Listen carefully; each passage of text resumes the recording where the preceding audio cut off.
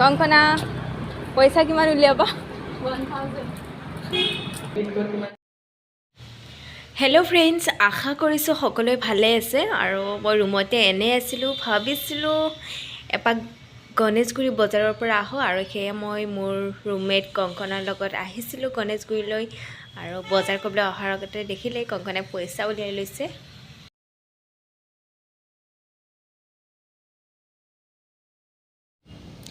গণেশগুৰিৰ ডেইলি বজাৰখন আচলতে খুব ভাল হয়, যিহেতু সকলোবোৰ বস্তুৱেই পোৱা যায়। আৰু বিশেষকৈ তাত থকা জুমকাবোৰ দেখিলে আপোনাৰ কিনিবলৈ মন যাব। চকু পানী মুচি মুচি খাইছে কৈছে।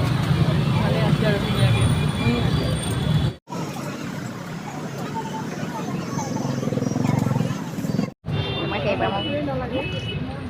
কি খাবা?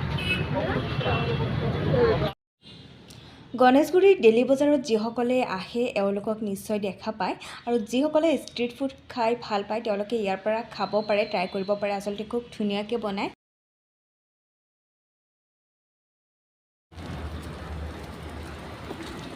ৰুমৰ কেইটামান বস্তু ল'বলৈ আছিলে আৰু সেয়েহে আমি সোমালোঁ হাতীগাঁৱৰ এখন ষ্ট'ৰত। তাৰপাছত এনেকৈ কিবা কিবি আমি ল'লোঁ, কিন্তু মানুহকেইজন ভাল নালাগিলে, একেবাৰে পিছে পিছে ঘূৰি থাকে।